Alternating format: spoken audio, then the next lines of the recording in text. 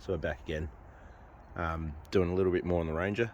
Now, as you can see right here, front and centre, someone's done a bit of damage to it. On the way home from my sister-in-law's wedding, stopped on the side of the road to fix up the plug, because I brought the camper with us so my daughter could have a nap.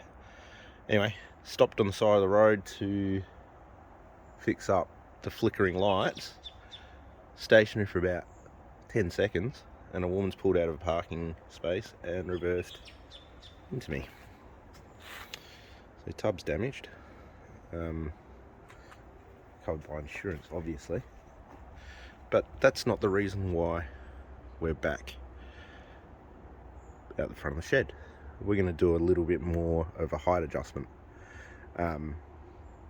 So after I think it's about a month maybe of being lifted at this height, rear height here is 6'10" from center of hub to eyebrow, and then the front is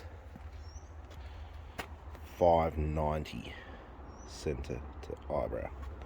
So what I'm going to do is I've still got half an inch at the back, still got half an inch of lift that I can put into the back here.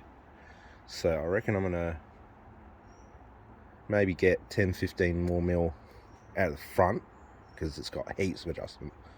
It's got like 4 inches of adjustment on the front, and I've only got it at 2.5, I think it was. So I might put a bit more adjustment in the front and then bring the back up. Like the back is a fixed adjustment, and it'll go up another half an inch. So yeah, gonna do a little bit more height front, a little bit more height at the back. Would it be noticeable? Doubt it, but let's give it a whirl, hey? Alright, so we're gonna adjust the height of the front perches here. So in order to do that, and this is just the way that I do it, put a bit of CRC or RPC on just down on the thread, and that thread goes right down through that perch and then down into these alloy, I suppose you could call it the alloy threads. And what I do here is I unlock this one going this way, and then this top perch here I wind it in so it goes in that direction, which gives me height. At the moment I've got the measurement, this is how I've been measuring it, from thread that's showing is 20 mil, and I've just brought it up to about 27-28 mil to get a little bit more height out of it.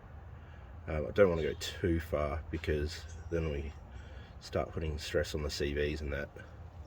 So I'll do all the calculations later, but yeah, it starts to get a bit beyond the the limit that you really want the CVs and that to be going. And I don't really want to do up control arms and stuff. I've done that before in a previous car and just a pain in the ass. So I want to avoid doing diff drop and up control arms, so I'm going to keep it within a reasonable height or a lift range. So yeah, unlock this, wind this up another 5, 6, 7 mil, something like that. I'm just measuring with a tape measure, and then lock it off, and then that's where we get our height. So to give you an idea what it was set at, this gap here, when I received them, they said that they'd set it at 2.5 inches. It was actually set at 50 mil. So from the bottom of this thread to where this thread locking ring was 50 mil. So it's like up here somewhere, which meant that from my original height, the front was lifted 4 inches. No thanks. Yeah, didn't want that, so I brought it back down to 20, which I think ended up being 3 inches. 2.5, 3 inches. I have to look at the measurements. Sorry, I can't remember off the top of my head. It's been a month, 5-ish weeks, something like that. So, yeah, I'll show all the measurements here, but yeah, I'm trying to jack it up, I don't know, around 10-15 mil more, approximately. So yeah, I'm just doing the odd adjustment here, and then we'll see how we go.